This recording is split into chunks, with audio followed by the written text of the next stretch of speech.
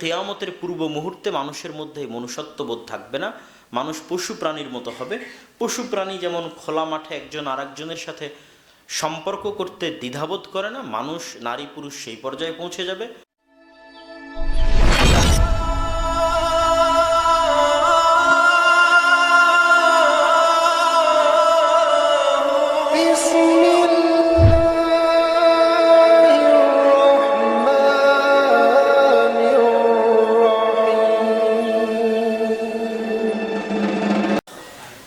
একদিন দুই দিন পর আপনি মিথ্যা বলবেন, আপনার পরিবারকে মিথ্যা বলা শিখাবেন। যেই দিন থেকে আপনি মিথ্যা বলা শুরু করলেন, আপনার পরিবারকে মিথ্যা বলা শিখালেন, সেই দিন আপনার মনুষ্যত্ব শেষ হয়ে গেল, সেই দিন আপনার পার্সোনালিটি, ব্যক্তিত্ব শেষ হয়ে গেল।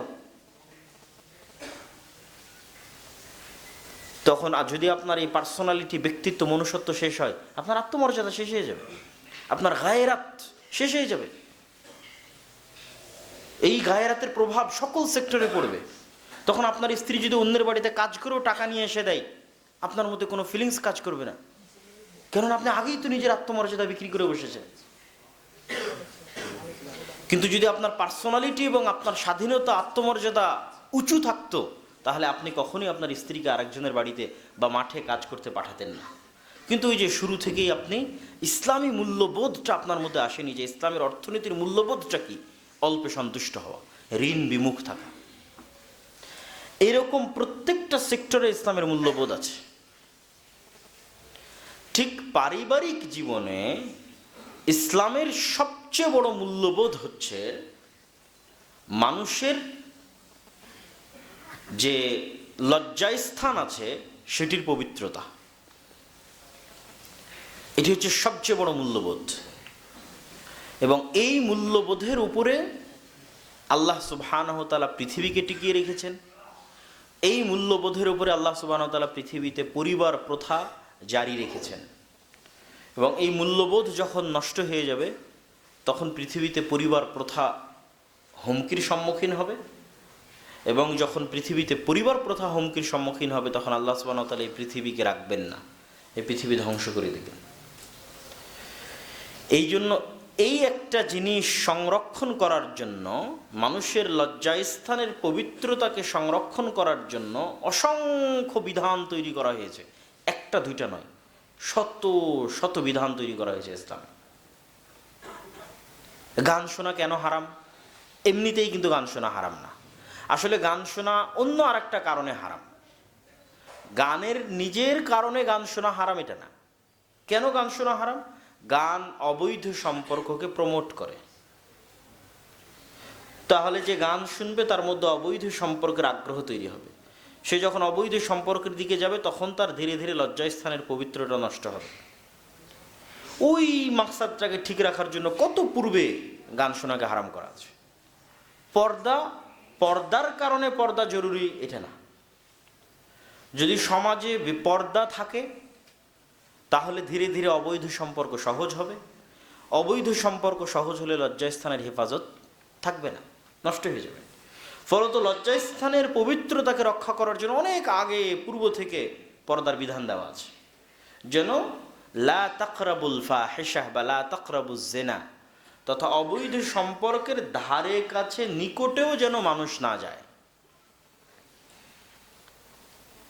তাহলে এরকম কত শত বিধানের ভিত্তি লজ্জাস্থানের হেফাজত, তা আপনি কল্পনাও করতে পারবেন না। আমি আরো দু একটা উদাহরণ দিব, কিন্তু তার আগে বুঝার সুবিধার্থে আরো বলি যে ইসলামে আকীদা বা বিশ্বাসের মূল ভিত্তি হচ্ছে তাওহীদ এবং শিরক থেকে মুক্ত থাকা। তো শিরকের দিকে যেন মানুষ না যায়, এই জন্য বহু বিধানকে হারাম করা আছে। আসলে প্রকৃত অর্থে সরাসরি এটা শিরক না, কিন্তু এটা মানুষকে শিরকের দিকে নিয়ে যাবে। যে আপনি শহীদ মিনারে ফুল দিবেন, অথবা একটা ইট পাথরের খাম্বাকে সম্মান করবেন, অথবা কোনো কবরে গিয়ে ফুল দিবেন, আপনি তো আর ওই কবরের লোকের কাছে চাচ্ছেন না, শহীদ মিনারের কাছেও কিছু চাচ্ছেন না। সুতরাং এটা ডাইরেক্টলি শিরক নয়। কিন্তু এটা শিরক কেন? এইটা একটা সময় আপনার অন্তরে শিরকের দিকে আপনার অন্তরকে ধাবিত করবে। অফিসে ছবি ঝোলানো আছে, কি সমস্যা? কেন হুজুরেরা এত ছবি এবং ভাস্কর্যের বিরোধিতা করতেছে? আসলে ছবি তার ছবির কারণে হারাম নয়, কিন্তু ওই ছবি একটা সময় মানুষকে কোন দিকে নিয়ে যাবে? শিরকের দিকে নিয়ে যাবে। কবর উঁচু করলে সমস্যা কি? কবর উঁচু করলে কবরের প্রতি সম্মান তৈরি হলে আস্তে আস্তে আস্তে আস্তে ওইটা মানুষকে শিরকের দিকে নিয়ে যাবে।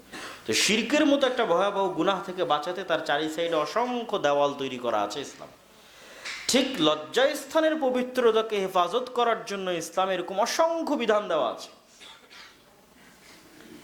যেমন তালাকের বিধানের সাথে যতগুলো বিধান সম্পৃক্ত,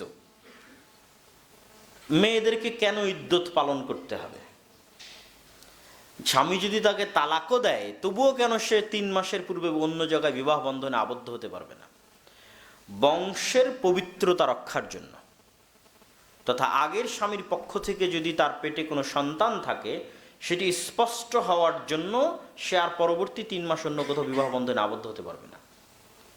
কেননা মানুষের পিতৃ পরিচয় ইসলামের সবচেয়ে গুরুত্বপূর্ণ বিষয়, এবং মানুষের লজ্জাস্থানের পবিত্রতার উপর ভিত্তি করেই মানুষের পিতৃর পরিচয় নির্ধারণ হয়।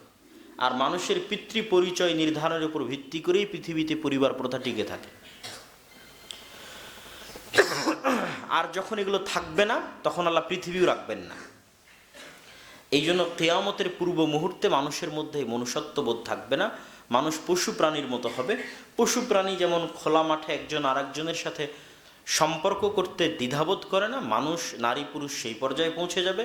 তখন আর পিতৃ পরিচয় ঠিক থাকবে না, পরিবার প্রথা অব্যাহত থাকবে না, তখন আল্লাহ কিয়ামত কায়েম করবেন।